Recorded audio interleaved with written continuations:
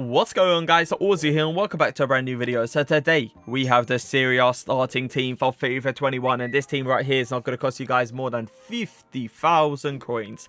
50k for a starting team is extremely cheap. Now I can say straight off, the attack is going to be by far the better part from this team. The defense, there's not really any cheap beasts when it comes down to the defense in the Serie A, which is quite annoying. Because, like, the defending, you know, is a main aspect. As long as you can defend, you should be pretty much good in FIFA because you could jam a win in penalties or something like that.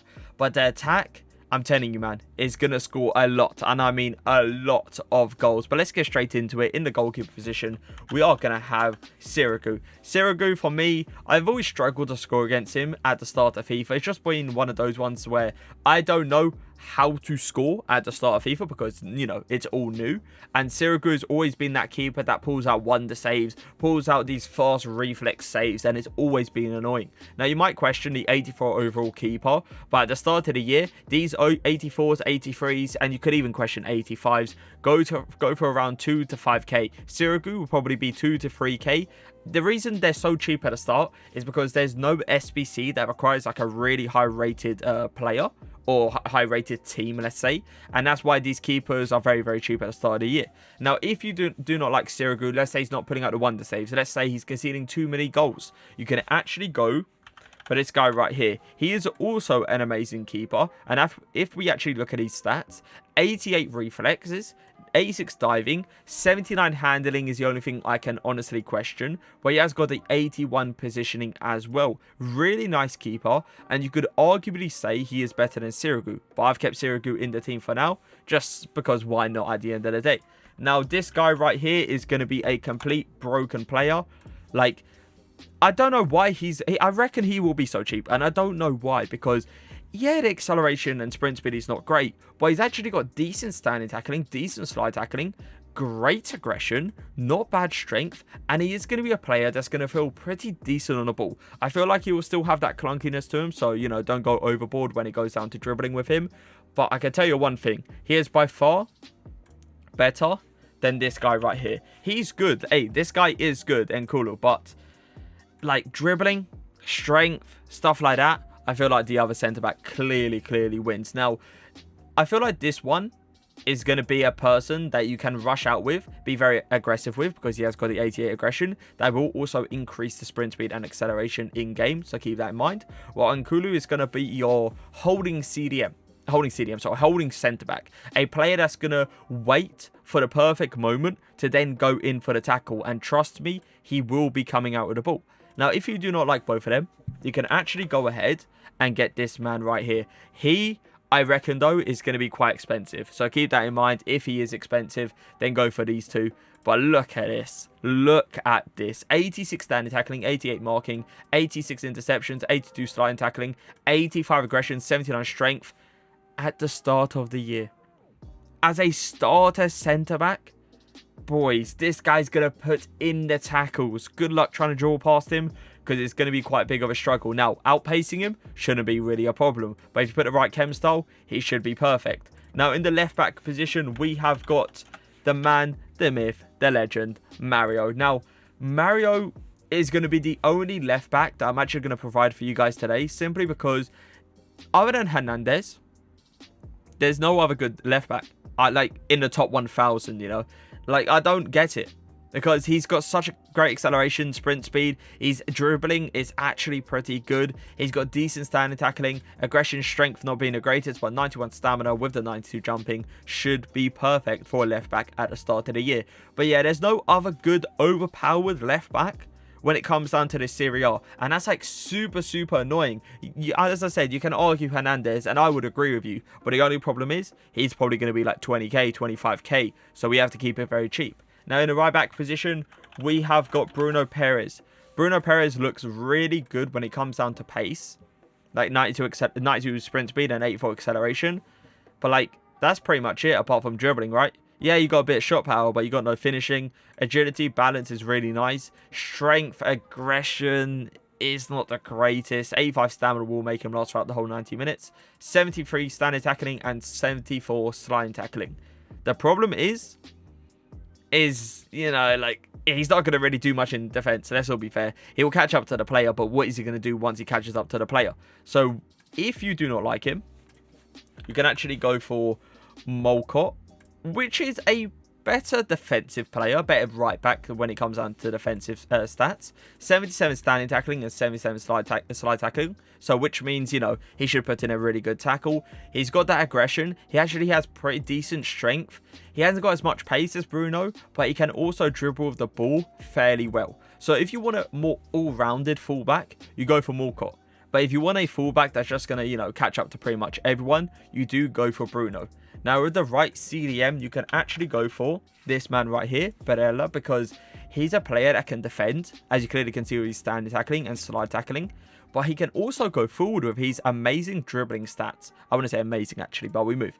Now, finishing-wise, yeah, he's not the greatest. He's got decent pace for a midfielder, really good passing for the start of the year, and he is very aggressive as well. So I feel like Perez will obviously last about the whole 90 minutes with this 87 stamina, but he'll also do work on both sides of the field. And I feel like that is one of the most important things that people actually need at the start of the year. Now, in the left centre mid position, we do have Kessie. Kessie's another player. I don't think they actually have his stats on here, do they? No, they don't. All right. So Kessie is a player that's going to be very physical, right? He's going to body majority of the players. He's going to fight for your club. He also is another player that can actually go forward and defend. But this time, he's going to be way more defensive than going forward. So you have that kind of balance in the midfield. So you have to keep that in mind. If you think both of them are going to be a bit too expensive, or you think both of them are just, you know, not your kind of player, you can obviously go for Rabiot, which is a pretty decent option as well. As you clearly can see here, he hasn't got a greatest pace, but he has got that defensive work. He has got that strength. Stamina, you are going to have to get a super sub for him. And his dribbling is not bad at all. He also can pass the ball. So a very nice all-rounded player that will be giving you those passing options. Now, you can also go for Tonali, which is a more of a defensive player, but he can still go forward. They don't actually have his stats here. But you got the 76 physical, 72 defending, 80 pace, 76 dribbling, and 78 passing. So there's, as I said, there's not many... Well, I'll say... there is a lot of options for the midfield. It's just there's not many good options for the midfield. And that's one thing I've always seen the Serie A struggle with when it comes down to cheap beasts. So in the left mid position, we are going to have Gervinho, which is also very, very good because he's got the pace. He's got a slight bit of dribbling. Look at that, 88 agility and 80 dribbling, 91 acceleration, 90 sprint speed. But, like, that's all he can do pretty much, right? He can't do anything like passing, shooting. He's got no physical stats as well. So the option to go for when it comes down to him is Johnny. Johnny looks like a really good player this year. It's just the only problem with him is that he still can't finish. So, you know, it's a bit inconsistent. Also, he actually has a decent pass. He's got decent dribbling stats. Acceleration and sprint speed is also pretty good. But I definitely do say Gervinho is the way to go. Just keep in mind, Gervinho might be a few coins. So, if anything, just go for Johnny if he is. Now, in the right mid position, we have got Politano.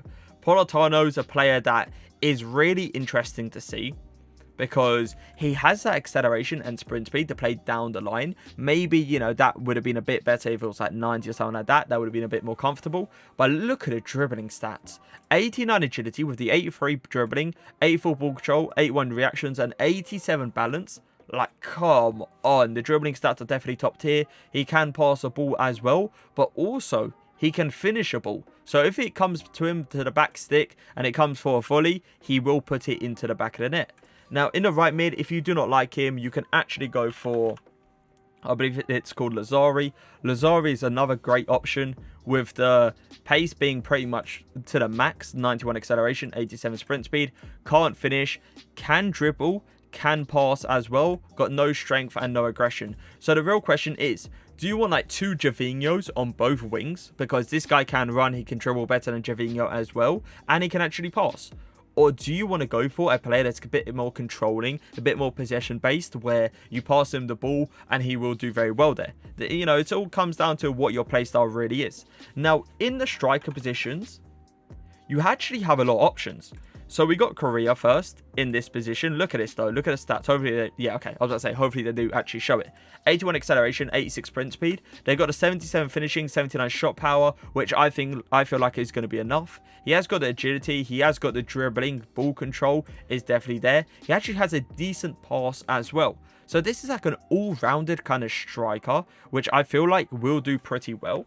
But this is the big boy. This is the player that you're going to send in behind the majority of the time. A person that can pretty much outpace any centre-back possible at the start. 90 sprint speed, 86 acceleration. He also has amazing finishing stats for a 79 overall.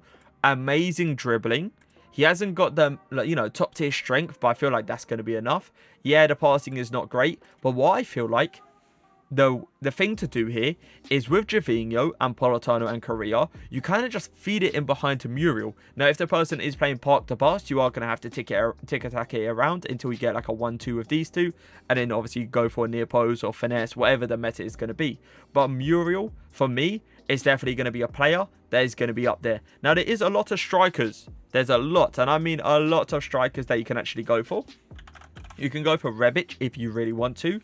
But I feel like he's going to cost a decent amount. Because if you actually look at his stats, dribblings is not amazing, but it's still good enough. 80 finishing, 85 shot power, 84 acceleration, 91 sprint speed. He also has strength and aggression. So it kind of depends on the meta that we are going to see. If like strength is going to matter, you know, a lot, then you're going to go for probably Rebic over these two. But Osimhen also looks like a really good player. Recently transferred as far as I remember. 81 acceleration, 92 sprint speed. He can finish a ball. He's got decent shot power. I feel like that shot power slacks a lot, but shot power was a big thing in FIFA 20. I'm not sure if it's going to be a big thing in FIFA 21. Now, agility, once again, that is not the greatest. Dribbling is not the greatest. He's got decent strength, decent aggression. If headers are overpowered, he has got that jumping ability, and he also has stamina. Now, you can also go for, I believe it's Caputo. Caputo is also a decent player. You can actually see if it loads. There you go. 82 acceleration, 83 sprint speed, 82 finishing, 77 shot power, 84 positioning, and 80 volleys. With decent dribbling stats, this is what I mean, right? There's so many options. When going for the striker positions, it's crazy. But there's literally no other option when you go for the right back or left back. Like, it's so annoying. But at the same time, this is what I mean when I said the Serie A, when it comes down to cheap beasts, it's more attacking oriented. When it comes down to the defense, yes, it is good, but it's not amazing. It's not what you expect, let's say that. But attack, the attack looks pretty decent. And make sure if you did skip to the end of the video that you did actually see the reserve players, so you don't comment going, this team's going to cost you more than 50k. Comment now, behave. But if you guys did enjoy the video, leave a like, leave a comment, and for now, peace.